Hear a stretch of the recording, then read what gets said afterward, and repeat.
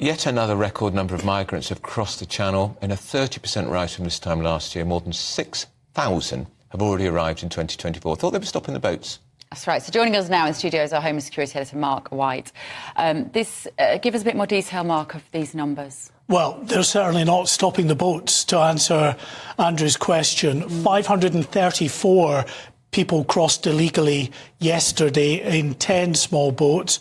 That is the single biggest daily total this year, and it takes the number to more than 6,200 for the year so far, which, to put that in context, is just under 30% up on where we were at the same point last year. Now, you remember last year the government was trumpeting quite widely how their policies were working in terms of having a deterrent effect on the small boats crossing. It was down, they said, significantly last year, down by a third. Well, that has been cancelled out effectively by what we're seeing now. And we know it was nothing to do with government. It was to do with the weather.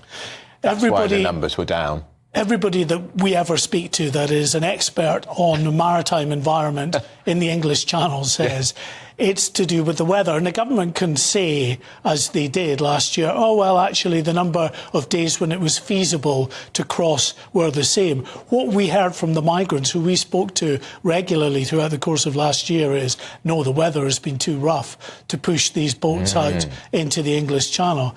So, of course, this news could not come at a worst possible time for the government, as, again, the Rwanda bill is back in the Commons. And there's a lot of Tory MPs, a lot of Tories I know think the Prime Minister should just get on with this election early, because if these boats continue to pour across the Channel throughout the summer, that's going to make him look more weak, more hopeless, another target not achieved, and could become a real issue come the next general election. If we wait until October, November. I think that's a very pertinent point. You know, they might be able, well, they will get the Rwanda bill through, but will it then be challenged in court?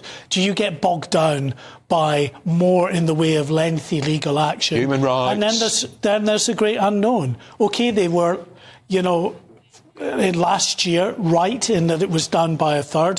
Whatever the reasons underlying that reduction were, what about the year ahead? They don't know. It's the great unknown. And if suddenly we have a record year, it absolutely makes a mockery of Rishi Sunak's boast of being able to get control and stop the boats coming across. They got the numbers down from Albania because they did a deal with Albania, but it's not working anywhere else. Well, even that isn't all it is, you know, purported to be, because although Albanians are not coming on the small boats anymore, what we're told is that they're coming in lorries and they're being picked up by lorry drivers who are being bribed by these criminal gangs. They're being picked up in Eastern Europe and then they're taken to northern France, where they cross either by ferry or through the Channel Tunnel in the backs of these lorries. So they're still coming to join in criminal activity here, to work in construction sites or whatever they might be doing.